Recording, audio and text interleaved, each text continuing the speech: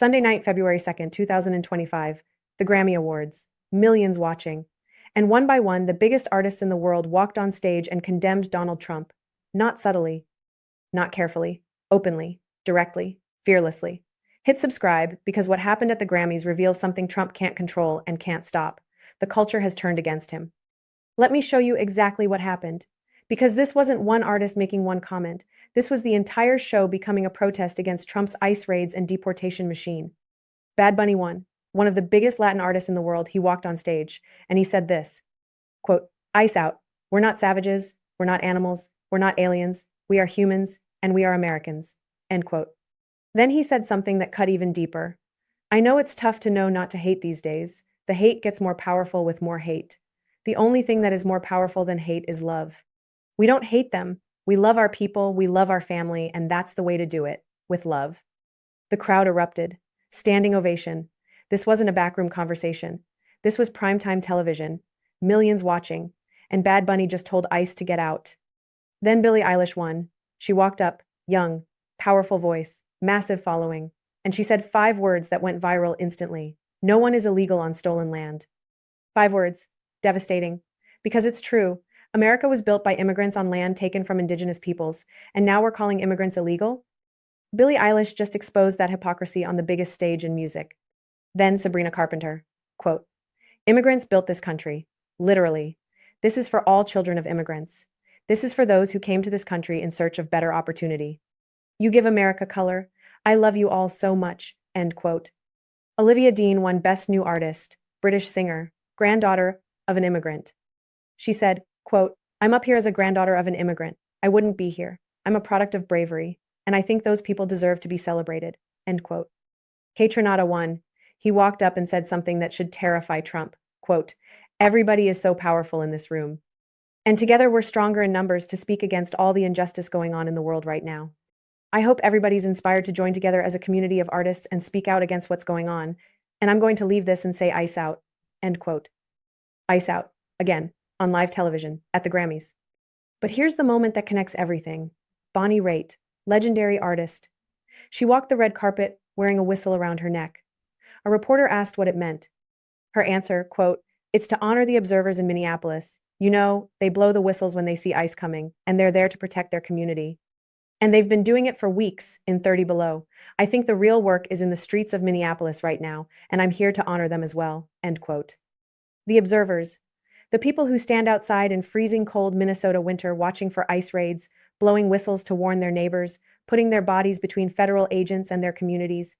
Bonnie Raitt wore that whistle to honor them, at the Grammys, on national television. This is what cultural shift looks like. Not one person speaking out, not one moment. An entire industry, the biggest night in music, becoming a platform for resistance. Now let me explain why this matters, because Trump is going to dismiss this. He's going to say these are just liberal Hollywood elites, out-of-touch celebrities, people with Trump derangement syndrome. But that's not what this is. This is culture turning, and culture matters more than politics, because politics is downstream of culture. The national mood, what people feel comfortable saying, what becomes acceptable or unacceptable, that's decided by culture first. Politics follows. In the lead up to the 2024 election, there was a massive backlash against progressivism. The Manosphere podcasters, the anti-woke movement, the whole cultural shift toward Trump and Republicans. That was real. You can disagree with it, but you can't deny it happened. That's gone now. Those same Manosphere podcasters are trashing Trump daily. The cultural energy has flipped. Artists who stayed silent before are speaking out now. Musicians who avoided politics are making explicit statements. The permission structure has changed. When Bad Bunny says ice out, when Billie Eilish says no one is illegal, when multiple Grammy winners use their acceptance speeches to defend immigrants and condemn deportation raids, that sends a message to millions of fans. It tells them it's okay to speak up, it's okay to resist, it's okay to say this is wrong. Trump understands this better than anyone, because Trump's entire life has been about craving acceptance from exactly these people, the cultural elite, the celebrities, the artists, the people who win Grammys and get standing ovations. He desperately wants their validation. He always has. When he was rejected by NFL owners who refused to let him buy a team, he bought a USFL team instead and bankrupted the entire league. When New York high society rejected him, he obsessed over it for decades. When Hollywood wouldn't give him the respect he thought he deserved, he ran for president partly to prove them wrong. So when Trump rails against liberal Hollywood, against coastal elites, against celebrity culture, that's not contempt, that's jealousy. He hates them because they won't accept him. And now they're not just rejecting him, they're openly condemning him on the biggest stages with the biggest audiences, and there's nothing he can do about it. He can't sue the Grammys. He can't arrest Bad Bunny for saying Ice Out. He can't stop Billie Eilish from saying no one is illegal. He can't silence artists who use their platforms to speak out. Culture doesn't work that way.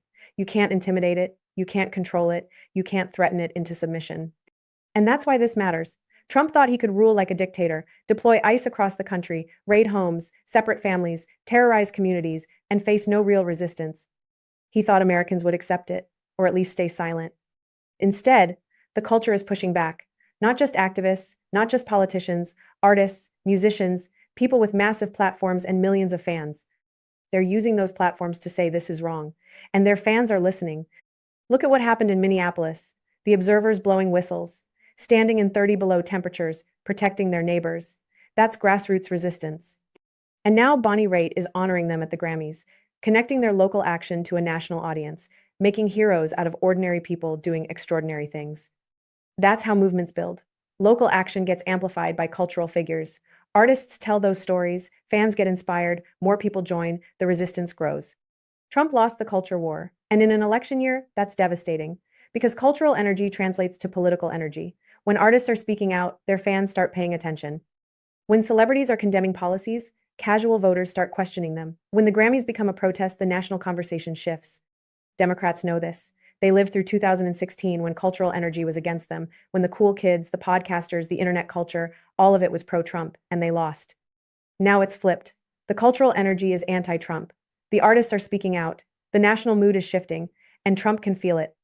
That's why he's going to post something unhinged, attacking the Grammys, calling the artists deranged, dismissing them as out of touch. But it won't matter, because he's not talking to them. He's talking to himself, trying to convince himself that their rejection doesn't hurt, that their condemnation doesn't matter, that culture is irrelevant. But it's not. Culture shapes reality. It defines what's normal and what's extreme, what's acceptable and what's outrageous. And right now, American culture is defining Trump's deportation machine as outrageous, his ICE raids as cruel, his policies as un-American. That's not coming from politicians. That's coming from Bad Bunny, from Billie Eilish, from Sabrina Carpenter and Olivia Dean and Kate Renata, from artists their fans trust and admire. And when those artists say immigrants are Americans, when they say no one is illegal, when they say ICE out, millions of fans hear it, and they start questioning what they're being told by the government. They start seeing the raids differently. They start asking if this is who we want to be. That's the power of culture.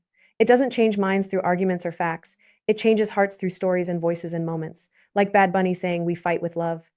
Like Bonnie Raitt honoring Minneapolis observers. Like Billie Eilish stating simple truth, no one is illegal on stolen land.